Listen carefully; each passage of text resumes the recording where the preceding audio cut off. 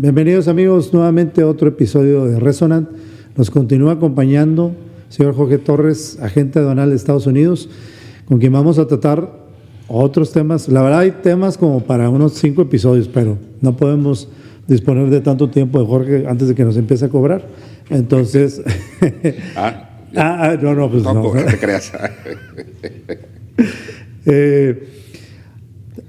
Tratamos en el otro episodio muchos temas que los vamos a dejar por la paz, aunque de repente se interlapan algunos ahí, se entrelazan algunos temas con otros. Tocamos brevemente el tema del nearshoring, pero a mí me gustaría conocer tu punto de vista o intercambiar los puntos de vista de cada quien de cómo vemos efectivamente el nearshoring llegando tanto a México como a Estados Unidos, porque como que hay una concepción de cómo creemos que va a pasar y cómo estamos viendo y las posibilidades de cómo pueda pasar. ¿Qué es, desde tu perspectiva, cómo ves en tiempos, ubicaciones y formas que llegue el famoso nearshoring? Bueno, ya tenemos prácticamente un par de años hablando de este tema oficialmente y ha sido como el tema caliente, ¿verdad? Ha habido cientos y no miles de seminarios y pláticas y simposios sobre el nearshoring, ¿verdad? Pero en realidad el nearshoring ha existido pues, desde hace años, que es prácticamente lo que ha pasado, vamos a hablar en el caso particular de México, con la industria maquiladora IMEX. Hubo una gradual transferencia de plantas de otros países, particularmente de Estados Unidos al inicio, y luego con el Telecan pues hubo una explosión en México, ¿verdad? El nearshoring, pues, ¿qué es? Obviamente producir cerca de tu mercado, ¿verdad? Tener plantas productivas cerca de estar nearshoring, ¿verdad? Reshoring es lo que quiere hacer Estados Unidos. Reshoring, lo que quiere hacer Trump. La industria que se fue, regresarla. Entonces, esos temas, nearshoring, reshoring. He oído friendshoring, que es hacer negocios con tus países aliados, ¿verdad? Ese es el friendshoring. Entonces, hay varias variaciones, ¿verdad? Pero, pues sí, ahorita hablando con el caso particular de Estados Unidos y México, en el caso de México, pues sí se ve un gran potencial. Ya se ha visto, creo que estos primeros meses del año ha habido un incremento de la inversión extranjera en México bastante sustancial. Particularmente de Estados Unidos, no tanto de China. Lo de China lo hablamos en el episodio anterior, gradualmente va a venir. Yo le veo que vamos a empezar a ver ya más formalmente el establecimiento de plantas en México 2025, 2026. Creo yo también pasando a las elecciones para ver qué es lo que va a pasar. Pero pues sí se viene, pienso yo, un poquito más de crecimiento en instalación de plantas nuevas. No solo de Estados Unidos, sino más bien asiáticas. China va a ser una de ellos, por lo que ya platicamos. Pero pues hay retos, ¿verdad? Yo le veo retos en México en particular con la infraestructura, logística, el agua, la electricidad, otro tema que no podemos evitar hablar, que es la seguridad. Entonces, todos esos temas, pues México tiene que actuar. Y no solamente el gobierno, sino la iniciativa privada, también creo que es un trabajo en conjunto que se tiene que hacer. Pero si vamos a atraer o querer atraer esta industria y que este auge del nearshoring se realice, sea verdadero, pues se tiene que cumplir con la parte de inversión en el país, ¿verdad?, de estos recursos. También estamos viendo, ¿verdad?, nosotros estamos en el norte de Tamaulipas, sur de Texas, que mucho de este crecimiento lo vemos, pero tiene la tendencia más hacia estados como Nuevo León, Coahuila, El Bajío, Querétaro, San Luis, Aguascalientes, donde por el tipo de industria y, pues sí, hay que decirlo, por el tipo de fomento que se ha hecho, porque pues sabemos que el gobierno nacional en México, el gobierno federal, bajó la guardia en lo que es fomento industrial. No hay. Entonces se quedaron los estados con la iniciativa privada de cada estado para promover. Cabe señalar que no hay, pero bien que le invierten en infraestructura en algunos países del sur. Bueno, sí, eso es cierto. ¿Por qué? Obviamente estamos viendo ahorita, bueno, está el Tren Maya, que ya sabemos ese es otro tema, pero... Efectivísimo. muy efectivo. Está el istmo de Tehuantepec, todo lo que es el nuevo corredor. Entonces, si hay inversión en el sur, eso pues, obviamente desde que entró el López Obrador, él lo dijo que quería incentivar o motivar inversión en el sur. Y pues tienen recursos, la verdad, tienen agua, tienen pues pueden producir electricidad, les falta inversión en carretera, logística, pero sí he visto, he leído varios análisis de que el sur de México puede ser un detonador también de nearshoring, de que varias empresas vean hacia el sur, no nomás a los países industriales, a los estados industriales, perdón, como Nuevo León, Coahuila, Jalisco, el Bajío, sino ya ver hacia el sur. Entonces, no sé si la estrategia del gobierno federal sea esa, que vayan a querer fomentar el nearshoring o el crecimiento industrial en esos estados de Oaxaca, Chiapas, Guerrero. Yo creo que no están fomentando, mi punto de vista es, yo creo que no están fomentando el nearshoring, no están fomentando nada de inversión extranjera. Como dices tú, todo el trabajo, y lo hemos repetido en los episodios que hemos hecho, hemos repetido mucho esto de que los estados son los que se están poniendo las pilas, las industrias, los desarrolladores son los que se están poniendo las pilas. Pero hay un límite que pueden hacer ellos. Así es. Te topas con la infraestructura de agua, energía, carreteras, seguridad, en donde tampoco puedes hacer todo, tú no lo puedes resolver. No lo puedes hacer, ¿no? A fuerza necesitas la mano del gobierno para hacer esto. Yo, como dices tú, miles de seminarios y todo, hay mucha gente vendiendo el nearshoring. Así es. Hay más gente vendiendo el concepto del nearshoring que gente trabajando en la infraestructura que se necesita para que se dé el nearshoring. Están vendiendo humo, están vendiendo algo que no se va a poder dar. Quizás en algunos estados, como dices tú, porque no hay de otro. Lo preocupante, en mi punto de vista, lo preocupante no es que las empresas no terminen llegando al norte y se vayan al sur. Para mí, si el auge verdadero que se anticipa que va a venir de nearshoring, de inversión que viene de Asia o de otros países, llega, no van a alcanzar ni en esos estados a darle batería a todo lo que viene. Ya corremos el riesgo que las empresas se vayan al sur de México, Centroamérica, Sudamérica. Ese es no el problema, es el riesgo de teniendo la oportunidad en tus manos de que toda esa inversión llegue aquí para mejorar las condiciones económicas. Viene con una derrama económica, mejora la condición económica del país, mejora del nivel de vida de las personas. No lo estás permitiendo porque no estás invirtiendo donde tienes que invertir. Olvídate que fuera el sur, el norte, con que inviertan. Y no se ve que están invirtiendo. Tienes un buen punto ahí, porque ya inclusive también he leído análisis, artículos donde, sí, hablando de nearshoring, pues sí, como estamos aquí latente, pues es México. Pero se habla de Brasil, se habla de Argentina, Colombia. Se habla de Colombia, se habla de Panamá, Costa Rica.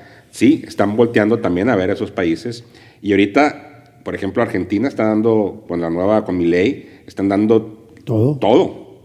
Brasil, de alguna manera, aunque son también más socialistas, más populistas, pero también traen sus ideas muy enfocadas en atraer industria. Entonces, sí, podemos perder oportunidades de oro si no hacemos lo que se tiene que hacer. Y pues si el gobierno federal no trabaja formalmente en esto, pues se van a perder muchas oportunidades. Independientemente, como dices tú, que se vengan a México, no es tanto ya que los queremos en el norte o en el sur.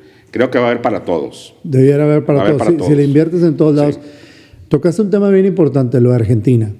Llega una administración que cambia totalmente la forma de gobierno, completamente, radical. Estaba viendo la cifra de cuántos empleados corrieron. Algo impresionante. Van a tratar de ser muy impulsores de la inversión extranjera, que todo lo que están queriendo cambiar. Les va a tomar tiempo porque está difícil ser de un tipo de gobierno a lo que quieres hacer, va a tomar tiempo. Muchos años fueron. Pero las propuestas, si escuchas la propuesta, es decir, voy a darle esto al inversionista, le voy a dar este incentivo. Y para no especular o no andar diciendo, pues yo lo veo así, Jorge, y tú lo ves así, hay un caso en particular que nos involucró a los dos. No vamos a decir nombres de empresas ni qué pasó sí o así, más no sé, no los detalles, pero una empresa muy grande, China, muy grande, transnacional, que la visitamos, varias veces los visitamos, nos hicieron preguntas más como si nos estuvieran interrogando en una investigación, Nos preguntaron de todo, nos continuaban preguntando, proveímos información entre los dos, tú en la parte tuya y yo en la parte mía. Dijimos, lo que más hacía sentido en papel era que se establecieran en México para que importaran ahí. Ya les habías hecho el análisis de lo de la transformación, que eso lo vamos a platicar en la segunda parte de este episodio. Ya les habíamos puesto el cómo iba a funcionar y cómo hacía sentido en México, más que cómo hacía sentido establecerse en Estados Unidos, porque ellos traían la idea de irse una u otra. ¿A dónde se terminaron yendo? A donde los trataron mejor. Y fue en Estados Unidos, en un lugar que no, dices tú, ¿cómo fueron a dar ahí? No tiene nada de acceso. Pueblito medio de la nada. Pueblo en medio de la nada. Una empresa de ese tamaño, de las más grandes en China, terminó en un pueblo en medio de la nada en Estados Unidos. ¿Por qué? Porque le regalaron tierra, porque les dieron incentivos de esto, les dieron incentivos para los empleados, los trataron bien y de nada sirvió todo lo que por acá podía hacer sentido. No había incentivos, no había organización, faltaba infraestructura. Acá les resolvieron todos esos temas y se fueron al lugar recóndito por encima de este. Y eso no nos lo platican. Lo vimos tú y yo. Así es, sí. Sí, pues es cómo te vendes, o sea, qué les das. O sea, tampoco estamos pidiendo que se regalen las cosas, pero sí tenemos que ser un poquito más agresivos, porque si no se pierden proyectos como este.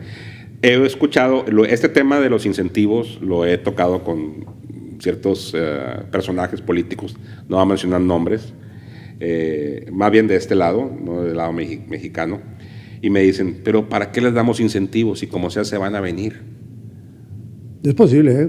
Habrá algunas industrias que... Digo, tiene alguna lógica lo que dicen, pero dices, te estás poniendo una postura arrogante. ¿Por qué? Porque, pues, lo que queremos es agilizar que esas empresas se vengan, y si tienes que darles un poquito de incentivos o un poquito más de incentivos, dáselos. No decir, pues, eventualmente se van a venir y no les tengo que dar nada porque se van a venir. Aquí estamos, nuestra locación es perfecta y no les tengo que dar nada. Puede ser que esa postura, por cuestiones económicas, políticas, esté correcta, pero no para lo que es el fomento a la industria, el fomento al crecimiento, el desarrollo económico un poquito más acelerado. Ese es mi punto de vista. No, es un punto de vista súper válido, porque aparte también, eso te lo puedo creer, te lo puedo creer, que sean forzoso que lleguen, pero no te interesa agarrar a las mejorcitas. Exactamente. O sea, te van a llegar ¿cuáles? Las que ya no alcanzaron allá, las que no les dieron los incentivos y dijeron, oye, pues me tengo que venir aquí, pero esas no, a lo mejor no son las que te van a mejorar la condición económica, no van a tener una derrama económica, no van a pagar altos salarios, porque viene todo el tipo de industria, de la alta, mediana, baja y súper baja.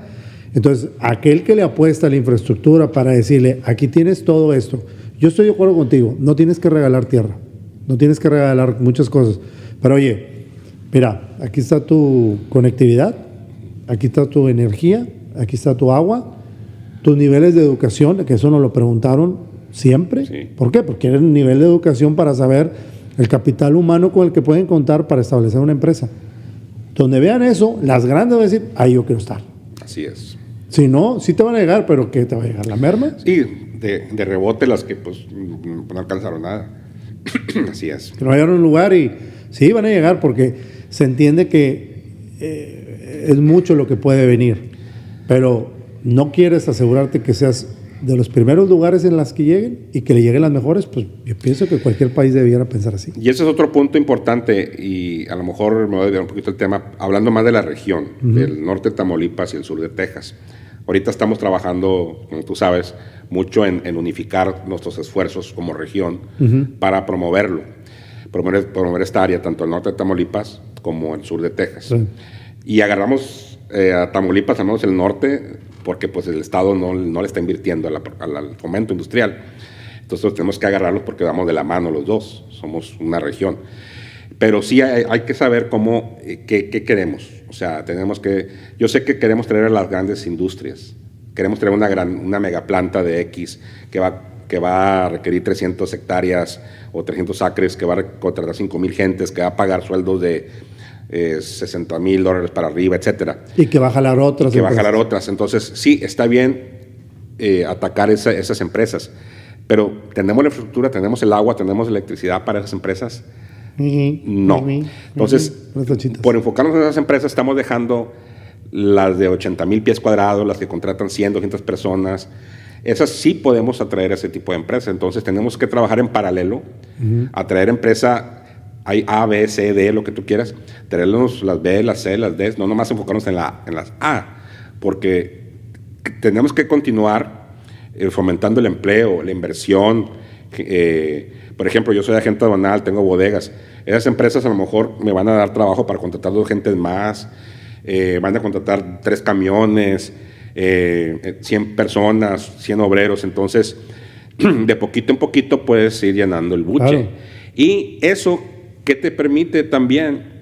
Pues fomentar esa inversión en una infraestructura que necesitas para atraer el pez gordo, la empresa grande. Entonces, se tiene que trabajar en paralelo en los dos y no nomás enfocarnos en el pez gordo. Y aclarando, empresa grande no es significado de empresa buena. O sea, puede ser una empresa grande que es de las que no quieres porque no paga bien.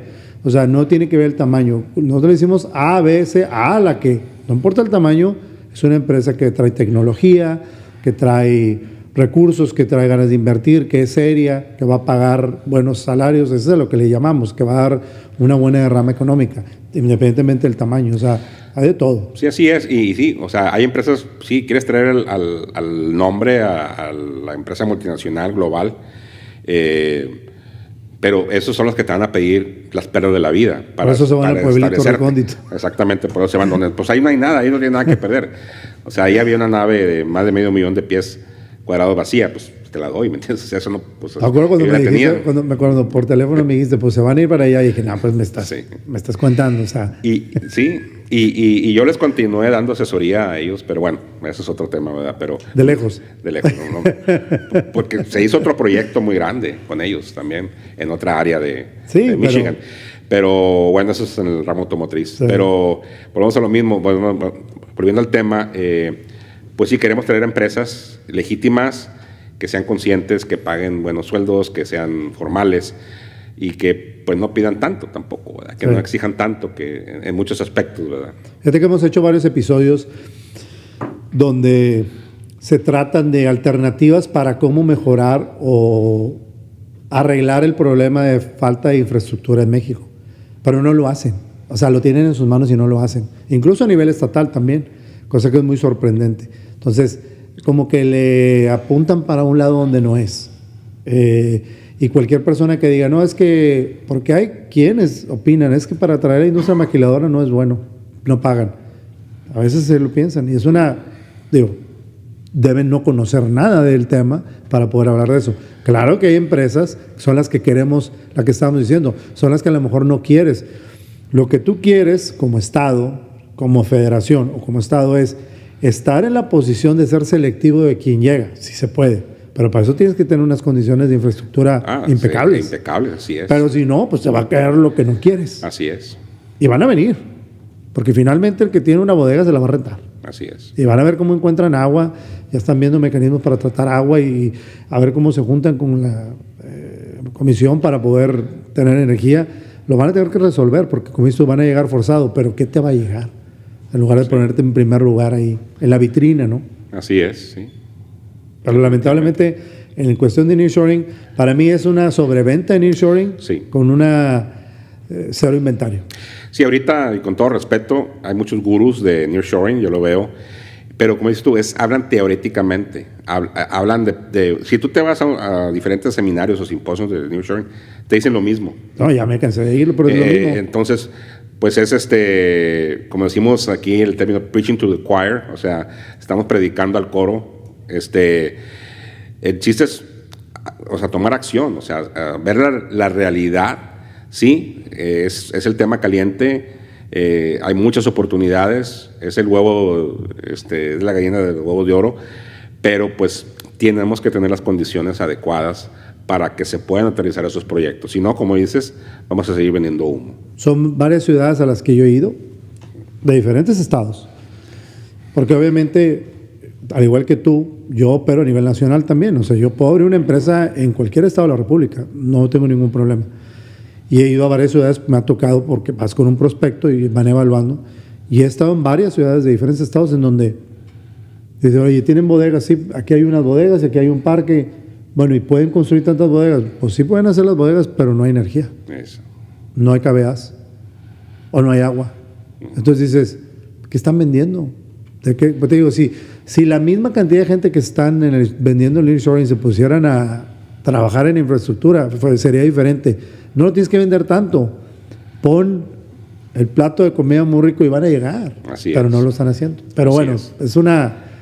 Aquí fueron puntos de vista personales Sí, de cada quien. Igual. Pero al menos basados en experiencia que ya vivimos. Los Así quisimos situar y no estábamos forzando la ubicación. Hemos querido situar a alguien en una idea, pero dicen, no. O sea, en papel funciona, pero a la hora de querer ejecutar, no veo. Así es. La ejecución se falla. Se está fallando en la ejecución de los proyectos, la aterrizar esos proyectos, porque no hay lo que se necesita. Pues ojalá que cambie toda esa dinámica de lo que están haciendo, de cómo están vendiendo y tratar de enfocar más, apoyándose en gente como tú, que tiene la experiencia de decir, oye, ven y pregúntame y te voy a decir exactamente qué necesitan. Y eso es lo que a veces creo que se requiere, más que vender el concepto del nearshoring y dar una definición y poner una presentación bien bonita, es verdaderamente qué hay que hacer para adentro. También en Estados Unidos. También en Estados Unidos hay problema de sequía. También hay lugares en Estados Unidos donde no se pueden poner, por ejemplo, aquí en Texas. Hay problemas, o sea, también aplica para los dos, no nada más para México. Sí, no, inclusive estuve platicando con la gente de desarrollo económico aquí en McAllen, que varios de ellos fueron a un como un tipo simposium de desarrollos económicos de todos Estados Unidos, y uno de los temas que todos los desarrollos económicos a nivel de Estados Unidos traen es igual, el agua, el grid, la electricidad. O sea, son problemas muy serios que ya están impactando a nivel nacional aquí en Estados Unidos también. Entonces, pues, ¿qué se puede hacer al respecto? O sea... ¿Danzar? Sí. ¿De dónde traer el agua? De cómo crear la energía eléctrica. ¿Zeus? ¿Danzar? Sí. Digo, al menos aquí a nivel regional, pues estamos que nos pague México lo que nos debe, de verdad, pero esa es otra historia, güey. Ya se tocó ese tema la otra vez y no salieron muchos comentarios bien coloridos. Ahí muere entonces. Nada, te creo, digo. No, es cuando hablas con realidades, va a haber gente que se opone, gente que está a favor, pero son realidades. En este caso en particular, contigo platicando, la parte que a mí me reconforta de poder hablar con tranquilidad es que ya experimentamos esto, no estamos especulando o haciendo una teoría de cómo querés funcionar. No, ya lo vivimos, no con una empresa, con varias empresas. Sí, tenemos la fortuna o bendición, ¿verdad?, de que nuestro camino profesional nos ha llevado a muchos lugares, con muchas empresas, diferentes problemáticas, y pues esas experiencias que hemos vivido nos han ayudado a forjarnos pues una ideología. Y digo, no es que tengamos la verdad absoluta, pero pues más o menos sí tenemos una realidad más exacta de lo que se tiene que hacer. Entonces ya, porque como dices tú, ya lo vivimos, ya lo intentamos, ya hicimos A, B y C y no funcionó, o hicimos A, B y C y sí funcionó para esta empresa, pero es hacer el trabajo, hacer lo que está detrás de bambalinas y no nomás vender humo. Porque, o sea, aparte de lo que estamos hablando de la infraestructura, de todo esto, la certeza legal, laboral, etcétera, pues yo, en mi caso, yo soy el aspecto aduanal. Entonces, como pudimos hablar en el segmento pasado, pues hay muchas cosas que están pasando, muchas piezas que se están moviendo y se seguirán moviendo. Entonces, las empresas tienen que estar bien preparadas y bien informadas para poder reaccionar a esos ajustes, esos cambios que van a continuar en relación de comercio exterior. Entonces, pues para eso estamos nosotros, ¿verdad?, para apoyar a las empresas, pero sí es importante que sepan que no nomás es establecer la empresa, hay un TEMEC y me olvido de lo demás. No, hay mucho trabajo que se tiene que hacer. Sí, es por que se pongan las pilas los estados, la nación, de los dos lados, para hacer una estrategia correcta y no hacer esa, como dices tú, lo escuchaste, van a llegar. No van a llegar.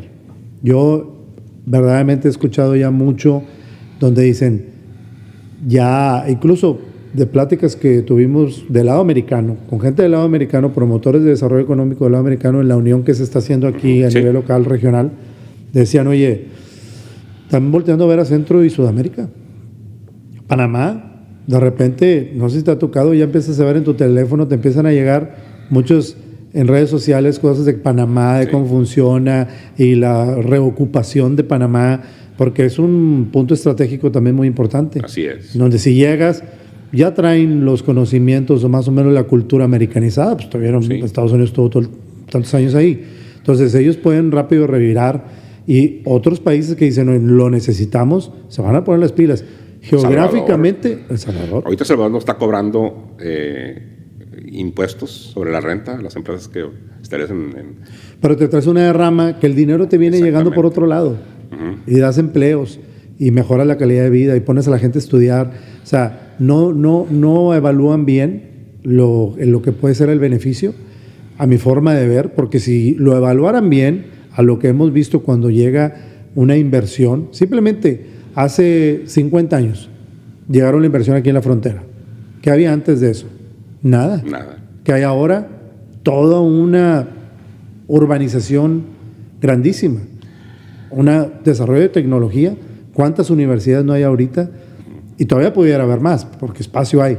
Pero ¿cómo lo mejoró? Eso es lo que a veces como que no evalúan bien o valoran bien. Perdón. Y algo que yo he visto en este gobierno actual, federal, en México, es que la recaudación fiscal de impuestos ha sido muy buena. Obviamente, no quiero entrar en política. Antes pues había condonación y que el compadrazgo y que no me pagas. Ahorita pues sí ha hecho el gobierno federal una labor. Muchos van a estar en contra a lo mejor de esto, pero ha recaudado mucho dinero. El problema es cómo lo gasta el gobierno. Ya sabemos los programas que tiene, no tengo que mencionarlos. Pero en lugar de gastar esos fondos en infraestructura, lo están gastando pues para en otras maneras, ¿verdad? Que ya sabemos. Entonces yo pienso que ese dinero se debería reinvertir en la infraestructura, en todo lo que se requiere para atraer a esta industria. Sí, seguir con los apoyos sociales, no estoy diciendo que no, pero no a la magnitud que se hace ahorita en México. Claro.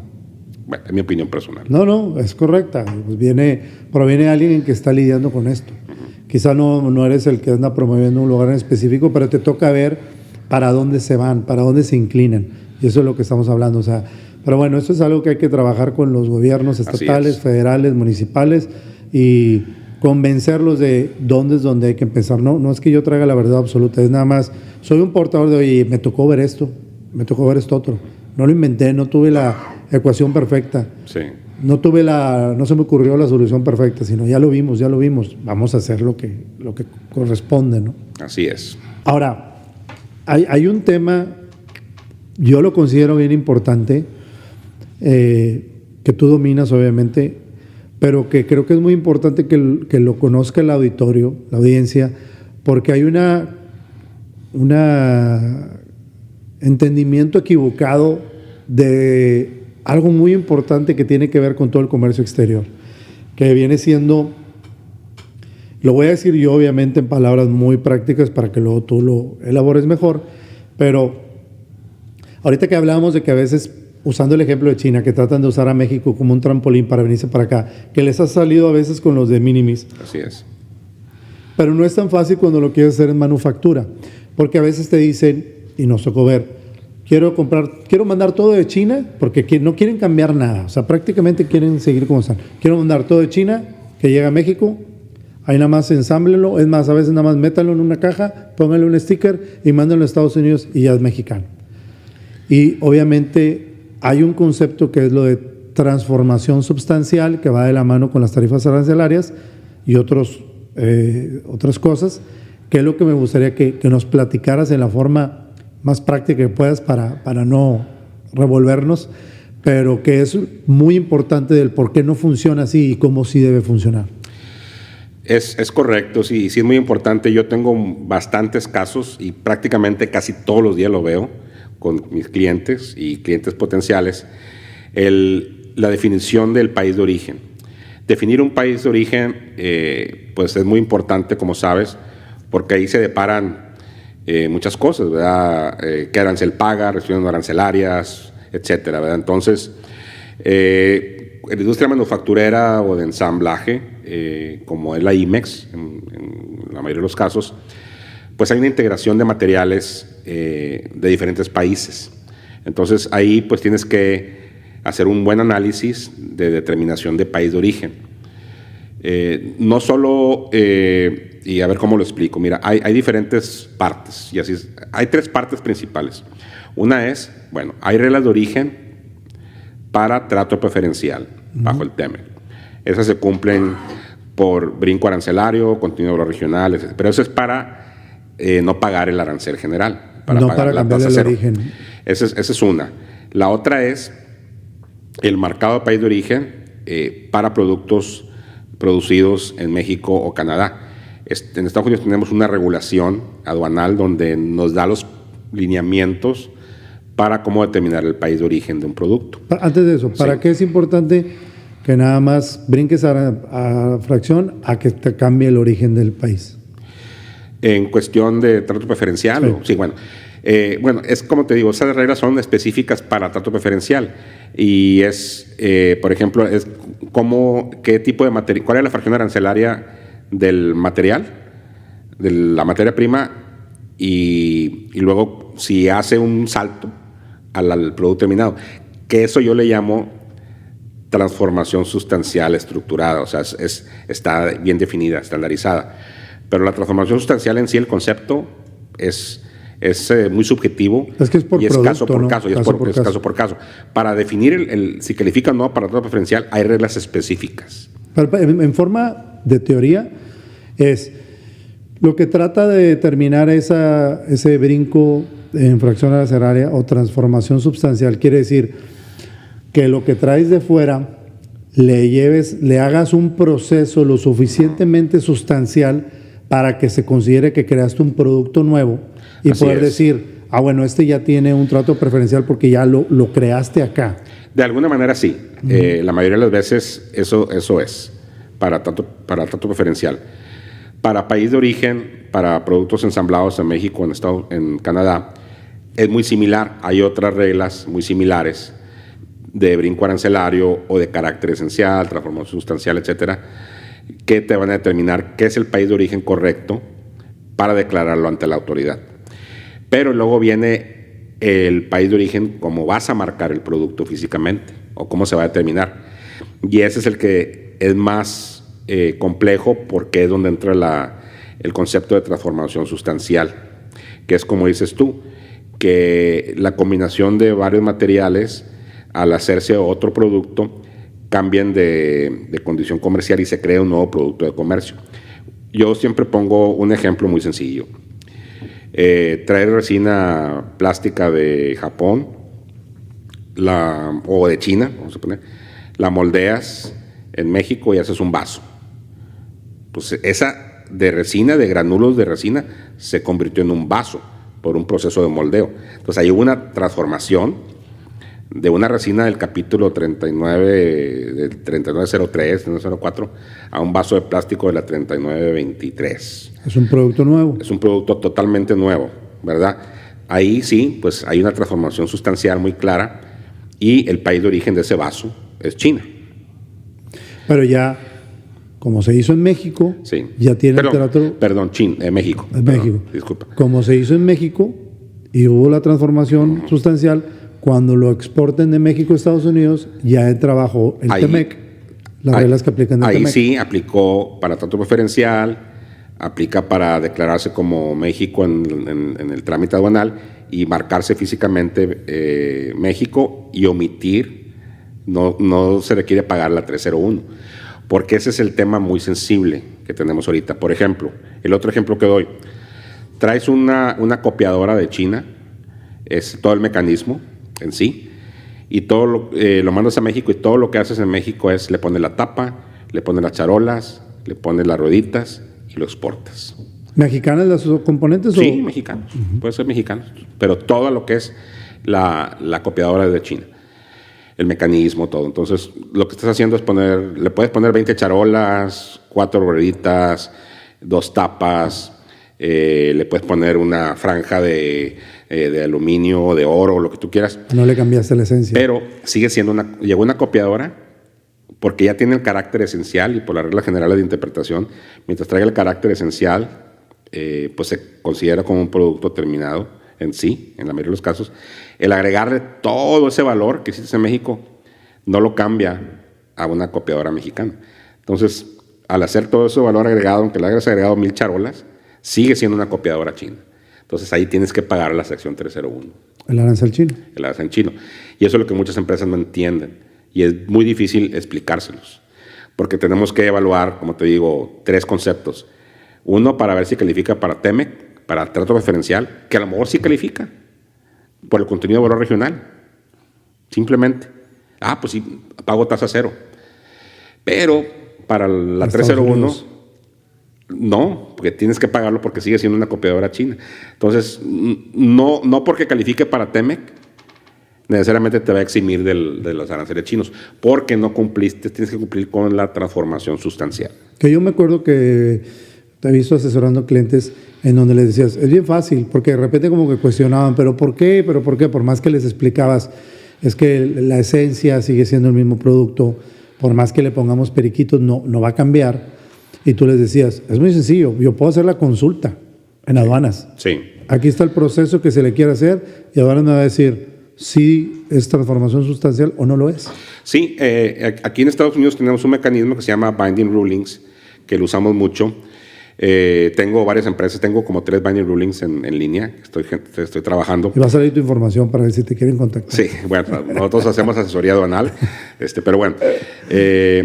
Pero un cliente muy interesante, una empresa de Reynosa, quería traer unos productos de China, de la planta de China a Reynosa. Es metal mecánico. Querían hacer unas poleas, pulleys, en Reynosa.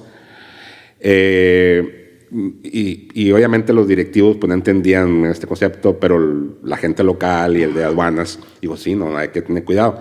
Entonces, haz de cuenta, mira, eran 2 procesos. Uno, ellos traían un casting de acero, una rueda, así nomás, pues una rueda, sí. X. Y en Reynosa le iban a hacer los triángulos, o sea, hacer la rectificación para hacer los agujeros en medio, hacer el grooving, hacer los dientes, pulirla, En ese caso, pues estás trayendo el casting metal de China, estás haciendo la polea, la estás haciendo en México. El otro caso, ahí sí, pues hubo una transformación sustancial. El otro caso era haz de cuenta, era la polea, pero nomás estaba así los borditos y unos circulitos, nomás tenían que rectificarlo y terminar los cortes de los dientes. No. Ahí la aduana les dijo que no. Ahí sí pedimos un binding rule y ellos dicen, ¿pero por qué? Pues es mucho proceso que le hago en México. Es que está entrando una polea y está saliendo una polea. Todo lo que hiciste fue terminarla. Entonces, en este caso sí, porque ahí perforaste, formaste, hiciste muchos procesos. O sea, haz de cuenta, esa rueda, cuando llegó, no sabíamos ni qué era. Sí, o sea, no. Era un blank. Y entró como una tarifa diferente. Sí, bajo un casting de metal, de acero. Esta otra, ya cuando llegó, si tú la ves, esta es una polea. Sí. Nomás falta terminarla. Entonces llega incompleta, pero nomás, o sea, te digo, para clasificación arancelaria, aunque sea incompleta, si ya trae el carácter esencial, ya se clasifica como producto completo, terminado. Sí. Entonces, por esa razón dijeron, no, esta va a ser China, y sobre eso sí vas a pagar el 301. Entonces, eso les ayudó a definir, ¿sabes qué? Mira, pues todo lo que vamos a hacer en Reynosa, lo vamos a hacer de las blanks, de las castings de metal, y pues mandar las máquinas de China que hacen todo este proceso a Reynosa, y hacemos todo el proceso. Para que el otro caiga en lo mismo. Así es. Porque precisamente la confusión cae mucho en que hay que entender que si se establecen en México, ¿qué es tu finalidad? ¿Vender en México? Pues te vas a clavar mucho en las reglas del TEMEC. Sí. O sea, más bien en las reglas de origen y de transformación para México. O sea, que estás haciendo hasta qué alcance llega. Si ya las vas a exportar, es cuáles son las reglas que la interpretación que dan. Y es donde luego hay mucha confusión. De por sí hay confusión en donde creen que, oye, le metí muchas horas de trabajo en ensamblar, pues nada más ensamblaste. Sí. No, la definición de país de origen y de ¿cómo se llama lo que estamos diciendo de transformación sustancial? No dependen 100% de qué tanto mano de obra le metiste. Inclusive ni qué tantos componentes adicionales le metiste. Simplemente aquí es qué producto, o sea, la materia, el carácter esencial, el producto, la materia principal, qué tanto proceso pasó para que se convierta en otro artículo de comercio. Pero si llega una polea o una copiadora y tú nomás le agregas ciertas cositas o le das ciertas cositas, pues sigue siendo una copiadora, sigue siendo una polea china. Esos procesos no fueron suficientemente para hacer una transformación sustancial. Sí hay, obviamente, tenemos casos, obviamente, en lo que las empresas están conscientes de decir, bueno, ¿qué tanto tenemos que hacer en México para cumplir transformación sustancial? Entonces, si hemos hecho estudios, casos, bueno, si hago A, a ver qué nos dice la aduana. Si hago B, a ver qué me dice la aduana. Si hago C, a ver qué me dice la aduana. Entonces, ellos ya están viendo a ver qué tanto pueden hacer o qué es lo menos que pueden hacer en México para cumplir con la transformación sustancial. Entonces, se puede pedir un binding ruling, un dictamen, diciendo, bueno, este es escenario A, escenario B, escenario C. Obviamente, por experiencia, y a veces les digo, híjole, este no va... No, te lo van a chutar. O incluso no te vayas tan al margen porque un cambiecito y... Sí, exactamente. Entonces, pero sí las empresas tienen que ser creativas, es decir, bueno, si mi objetivo es hacer algo en México que cumpla con el trato preferencial de TEMEC, y si voy a traer productos chinos que cumpla con la transformación sustancial para que no me cobran en la sección 301, ¿qué es lo que tengo que hacer?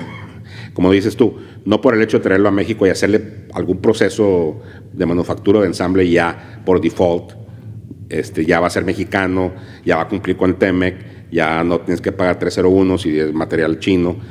Pero eso es, como te digo, se batalla mucho a veces en explicarle. Y es caso por caso. Y es caso por caso, o sea, no hay algo blanco y negro, tienes que hacerlo caso por caso. Es la gran confusión de la gente. Y inclusive la misma autoridad, la aduana americana, cuando dictamina, es muy subjetiva. O sea, es también, no es caso por caso. Mira, le pedí otro binding ruling, un dictamen a una empresa de Matamoros. Ellos están en el rubro de hacer paneles de vidrio para las puertas. Yo pensé que no iba a funcionar, pero el gerente estaba terco que quería proceder. Dije, bueno, vamos a pedir el ruling. Estos cuates hacen la ventana de las puertas de tu casa, es un panel de vidrio. En medio tienen un vidrio que es decorativo, que es LED glass, con figuritas de acero, etc. Es como una figura, ¿verdad? Uh-huh. Esa figura decorativa de vidrio está entre dos paneles de vidrio. Ese vidrio es americano. Y tienen un marco, tienen un sello y pasan un curado. Y luego ya la pasan a la puerta. Bueno, iban exportando más los puros paneles de vidrio. Y la pieza decorativa de en medio valía $30. Todo lo demás valía $20.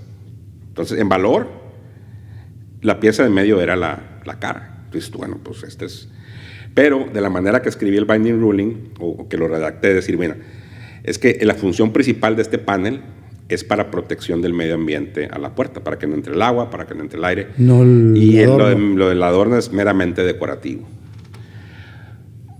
Ese era de China, lo demás era de Estados Unidos y de México. Uh-huh. Pues terminó la aduana que pasó una transformación sustancial y no estaba sujeto al 301. Y que la esencia era proteger del medio ambiente. Proteger el medio ambiente. Entonces, ahí nos fuimos a un extremo que yo, inclusive, yo contacté a la que firmó el ruling y le dije, a ver, ¿estás segura de lo que estás diciendo?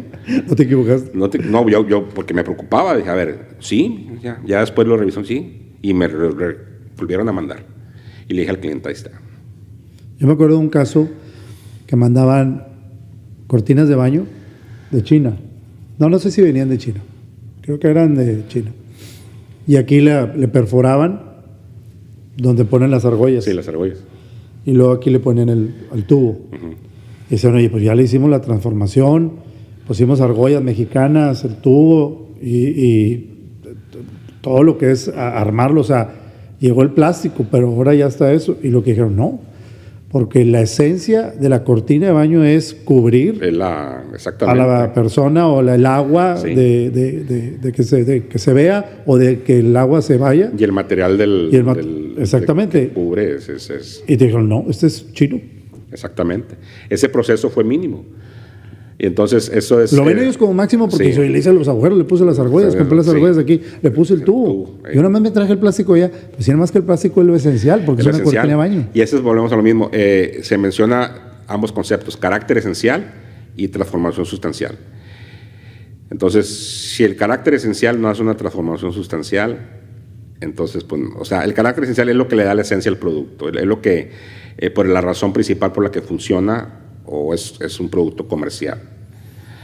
También es muy subjetivo y es caso por caso la definición. Claro. Puede ser por aplicación, por valor, por cantidad.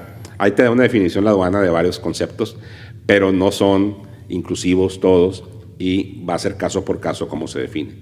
Entonces, pues sí, o sea, el definir transformación sustancial y carácter esencial para definir el país de origen de un producto, tienes que hacerlo caso por caso y con mucho cuidado. Y no el hecho de que traigas esa producción a México, por default, el país de origen sea México. Eso es totalmente erróneo. Yo creo que es importante que se empiece de lo básico, que decir, oye, este tratado que da preferencias, como esto ya no es de libre comercio, pero sí es de trato preferencial, obviamente lo hacen para aquellos productos que cumplan, o sea, que tengan esa transformación en México o en Canadá para que se les considere que fueron hechos en ese país. Y es algo que, como te digo, es de continua confusión, porque obviamente el inversionista trata de que no cambie nada de como estaba, de mandar todo como está y nada más ensámblamelo y mándalo. No.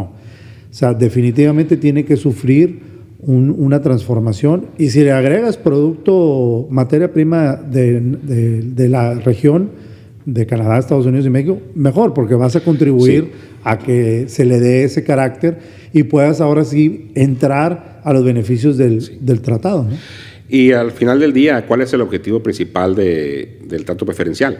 Es regionalización, que se consuman insumos de la región, claro, que se fomente el uso y consumo de productos de Estados Unidos, Canadá, producidos en Estados Unidos, Canadá y México.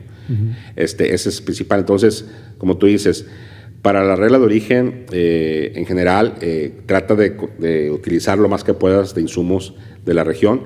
Y otro punto también, si vas a traer materiales de fuera de la región, que tengas una integración vertical lo más que se pueda. ¿A qué le llamamos integración vertical? Bueno, lo que te dijo ahorita, el moldeo. Traer resinas, hacer moldeo de plástico y luego ese moldeado de plástico lo puedes ensamblar. Mucho el surface mounting, que le llamamos, las tablillas electrónicas, ese es el coco de muchas empresas. No hacen un brinco arancelario en la mayoría de los casos. Sí. ¿Qué puedes hacer? Bueno, tráete la tablilla virgen y haz el surface mounting de los componentes aquí en México, y ya cuando eso vas a cumplir, porque no vamos a ir por el brinco arancelario de los componentes. Ahora, le dimos un enfoque totalmente de cómo hacer la transformación sustancial allá para entrar aquí. Todavía nos falta considerar, en México puede que tengas algunas cuotas para importación de ciertos productos, o sea que México también tiene sus propias barreras para ciertos productos, a veces en cantidad, a veces en tipo, o te le va a poner un arancel especial, que también tienes que tramitar tus programas especiales para que puedan entrar esos productos. Me acordé por las resinas, porque hay unas resinas que tienes que luego sacar una regla octava para poderlas ingresar. Sí, ahí están, pues ya sabemos la regla octava, los PROSEX, hay materiales sensibles, que tienes que sacar padrones sectoriales también. Hay aduanas específicas también. Tengo un cliente que hace fulfillment, precisamente hablando del fulfillment, en Reynosa, calzado, zapatos. Yo no sabía que Reynosa no podías usar calzado, tenía que usar por Nuevo Laredo, que es aduana específica. Esa es otra. Entonces son cosas que ese manía que hablamos, te tepas, todo el mundo cree que todos los productos pueden pasar por cualquier aduana. No, hay ciertos productos que nada más pueden pasar por cierta aduana, porque es donde tiene el personal que puede inspeccionar eso. Los carníferos, por ejemplo, inclusive para importar a Estados Unidos, Laredo, no los puedes traer por aquí, porque allá están las inspecciones de los carníferos, de las carnes, ¿verdad? Entonces, sí son muchas cosas que se tienen que considerar, pero para una empresa IMEX que va a estar en la manufactura, en ensamble, ahora que esperemos que el nearshoring venga y se vengan a establecer empresas, tiene que hacerse con lo que le llamamos el due diligence de todo esto. O sea, y eso es lo que pues, creo que aquí en esta región tenemos muy bien establecido cuando llegan empresas que tienen interés en instalarse particularmente en Reynosa. Tenemos esa estructura aquí de que, a ver, vas a hablar con un abogado, vas a hablar con un contador, vas a hablar con un agente aduanal. Y eso es todo lo que tienes que hacer, tienes que saber antes de meterte a invertir. Claro. Porque... Ya ha tocado. Sí, nos hemos... Ha tocado los que han llegado, sí. Ya se establecieron, ya alguien les hizo la empresa y llegan y esto es lo que queremos hacer. Pues así no va, así sí, no funciona. Me ha tocado bien también. O sea, es que ya rentamos, ya hicimos el contrato, ya vamos a traer las máquinas y empezamos a checar todo el rollo y, ay, espérame, es que esto no se puede y vas a pagar y luego se enojan con uno, pero bueno, eso es punto y aparte. Y se van con otro que pues, quieren escuchar lo que quieren oír. Claro, sí, hasta que no escuchan lo que a veces no llega. Pero te digo, a veces hacen el análisis nada más de como, todo esto entra a México, muy bien. Pues sí, pero luego te faltan las reglas de Estados Unidos. Me ha tocado también empresas que han comprado otras empresas en México y no hicieron su due diligence, al menos desde el punto de vista aduanal, y se encuentran con cada broncota que traía esa empresa. Entonces le digo, ¿cómo que compraste esta empresa y no hiciste tu investigación? Pues sí, nomás hicimos la financiera, pero la aduanal no. Pues trae esta bronca, ¿pero cómo? Pues sí. Pero bueno, son casos. Sí, lo básico de esto es que se tiene que entender, vuelvo a lo mismo, de que si vienes a invertir acá para tratar de ser acreedor a los beneficios preferenciales que hay por el intercambio comercial entre países por medio de un tratado, es porque te tienes que sujetar a las reglas. Así es. Entonces no quiere nada más que vengas y hagas un puentecito, o sea, ya, las autoridades ya están más astutas que eso, ya no... Así es. Volviendo al tema de transformación sustancial, obviamente eso es muy importante que las empresas lo evalúen bien, y hay lo que le llamamos ingeniería arancelaria. Ese es un tema que le gusta mucho a los abogados aquí, que quiere decir diseñar a la empresa la estrategia de qué procesos de manufactura tiene que tener para cumplir con la transformación sustancial, la regla de origen, para trato preferencial. Es ingeniería arancelaria. O sea, tienes que... Son muy inteligentes. Sí, yo sé. Entonces, ingenieros.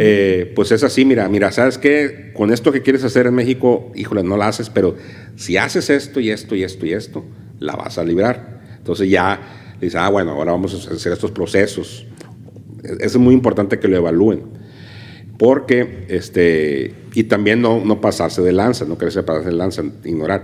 Hay un caso ahorita que es relacionado con tariff engineering, que le llamamos, y pues obviamente ya salió a la luz pública, no lo tengo que esconder. A Ford le acaban de dar unas multas exorbitantes, no sé cuántos millones, porque, ¿qué crees que estaban haciendo? Traían unas vans,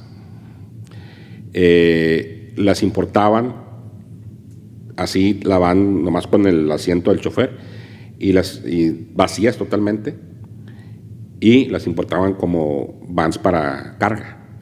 Esas tienen un arancel menor que si fueran para pasajeros, pero por otro lado estaban importando todos los asientos, y ya que llegaban a Estados Unidos le ponían los asientos.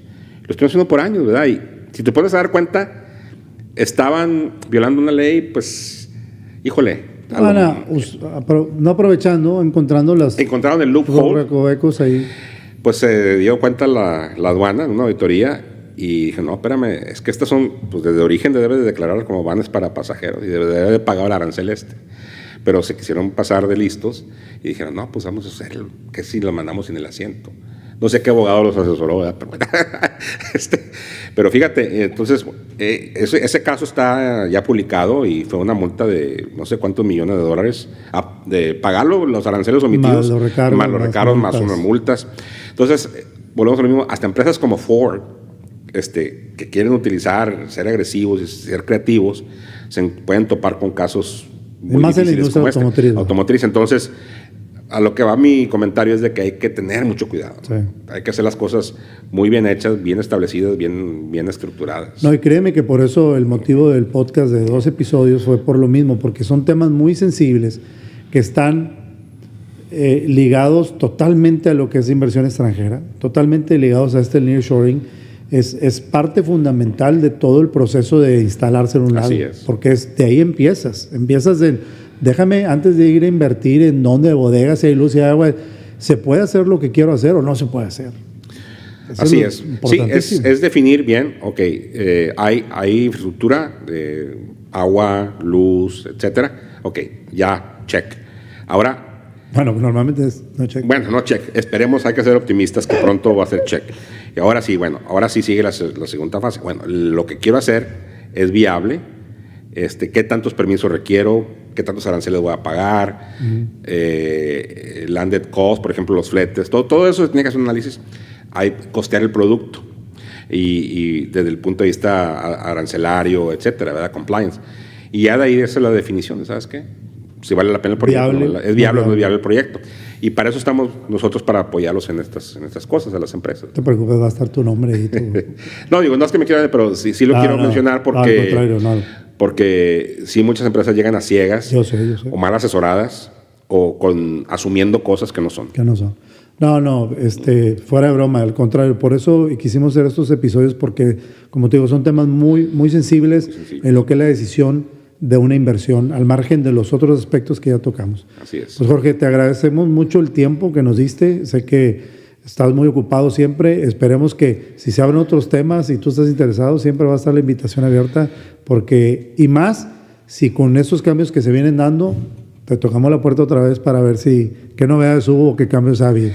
No, al contrario, un honor, Luis, en invitarme a estas pláticas, estos diálogos.